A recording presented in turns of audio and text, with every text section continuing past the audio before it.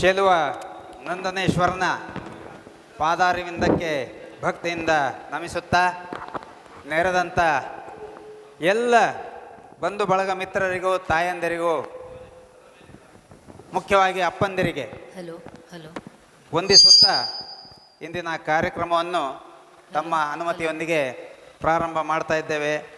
ವಿಷಯ ತಮಗೆಲ್ಲ ಗೊತ್ತಿರುವ ಹಾಗೆ ಜೀವನ ಅಂದು ಇಂದು ದಶಕದಲ್ಲಿ ಏನು ಹುಟ್ಟಿದ್ದೇವೆ ನಾವು, ನಮ್ಮ ಜೀವನ ಅಂದು ಮತ್ತು ಜೀವನ ಇಂದು ಬಹಳ ಬೇರೆ ಬೇರೆಯಾಗಿದೆ, ಭಿನ್ನವಾಗಿದೆ. ಅದರ ಮುಂಚೆ ಹುಟ್ಟಿದವರಿಗೆ ಒಂದೇ ರೀತಿಯಲ್ಲಿ ಇತ್ತು. 2000 ನಂತರ ಅಂದರೆ 1990ರ ದಶಕದ ನಂತರ ಏನು ಹುಟ್ಟಿದ್ದಾರೆ ಅವರಿಗೆ ಒಂದೇ ರೀತಿ ಇದೆ.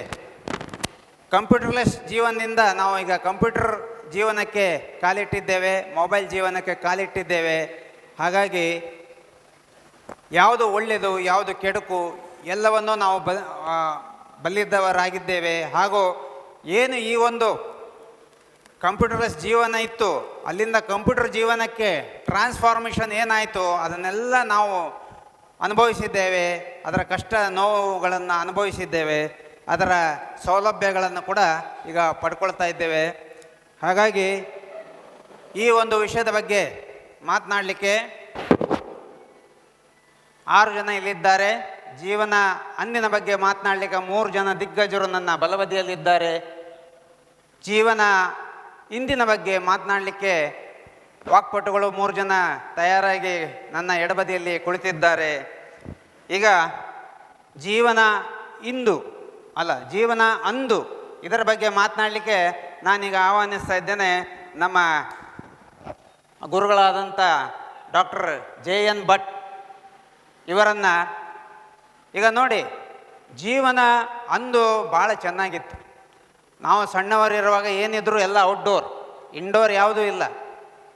ರಜೆ ಬಂದ ಕೂಡಲೇ ಅಥವಾ ಶಾಲೆಯಿಂದ ಬಂದ ಕೂಡಲೇ ಹೊರಗೆ ಓಡೋದು, ತಿಂಡಿ ತಿನ್ನುವ ಪುರ್ಸೋತಿಲ್ಲ, ಹೊರಗೆ ಓಡೋದು, ಅಲ್ಲಿ ಆಟ ಆಡೋದು, ಯಾರ್ದೋ ಮಾವಿನ ಮರಕ್ಕೆ ಕಲ್ಲು ಬಿಸಾಡೋದು, ನಾಯಿಯ ಬಾಲ ಎಳೆಯೋದು, ಎಷ್ಟೆಲ್ಲ ಒಂದು ಗಮ್ಮತ್ತಿತ್ತು ಆಗಿನ ಕಾಲ. ಆ ಒಂದು ಗಮ್ಮತ್ತು ಈಗಿನ ಮಕ್ಕಳಿಗೆ ಗೊತ್ತೇ ಇಲ್ಲ ಅಂತ ಹೇಳ್ಬೋದು. ಹಾಗೆ ಡಾಕ್ಟರ್ JN ಭಟ್ರು ಈಗ ತಮ್ಮ ನೆನಪಿನ ಒಂದು ಬುತ್ತಿಯನ್ನು ಬಿಚ್ಚಿ ಜೀವನದ ಅಂದಿನ ಒಂದು ಘಟನೆಗಳನ್ನು ಮೆಲುಕು ಹಾಕಿ ನಮ್ಮ ಪ್ರೇಕ್ಷಕರಿಗೆ ಉಣಬಡಿಸಬೇಕಂತ ನಾನು ಕೇಳ್ಕೊಳ್ತಾ ಇದ್ದೇನೆ. ನೋಡಿ, ಪೆನ್ನಿನ ವಿಷಯ ಹೇಳಿದರು. ಪೆನ್ನು ಬಿಡಿ, ಮಕ್ಕಳು ಒಂದು ಪಾವಲಿ ಸಿಕ್ಕಿದ್ರು ಅದರಲ್ಲೇ ಗಂಟೆಗಟ್ಟಲೆ ಆಟ ಆಡ್ತಿದ್ರು. ಕೆಲವೊಮ್ಮೆ ಗುಳುಮೂ ಆಗ್ತಿತ್ತು. ಮರುದಿವಸ ATM ಅಲ್ವಾ? ಈ ಥರ ಒಂದು ವ್ಯವಸ್ಥೆ ಆಗೈತು.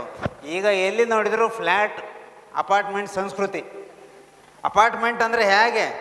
ಅಪಾರ್ಟ್ಮೆಂಟ್ ಜೀವನದ ಗಮ್ಮತ್ತೇ ಒಂಥರ ಬೇರೆ.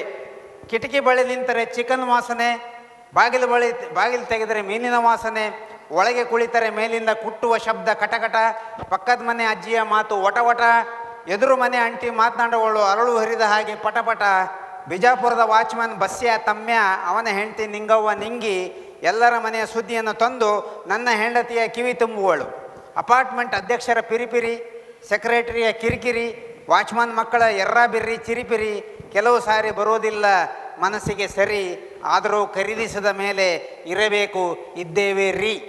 ಸೊ ಪ್ರೇಕ್ಷಕರೇ, ತಾವೆಲ್ಲ ಇದುವರೆಗೆ ಜೀವನ ಅಂದು ಇಂದು ಇದರ ಬಗ್ಗೆ ಕೇಳಿ ತಿಳಿದುಕೊಂಡಿದ್ದೀರಿ.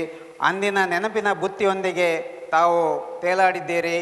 ಇಂದಿನ ಸೌಲಭ್ಯಗಳ ಬಗ್ಗೆಯೂ ತಿಳಿದುಕೊಂಡಿದ್ದೀರಿ. ಏನಿದ್ರು ಅಂದು ಚೆನ್ನವೋ ಇಂದು ಚೆನ್ನವೋ ಅದರ ಬಗ್ಗೆ ಒಂದು ನಿರ್ಣಯ ತಮ್ಮ ಒಂದು ವಿವೇಚನೆಗೆ ಬಿಡ್ತಾ ಇದ್ದೇನೆ.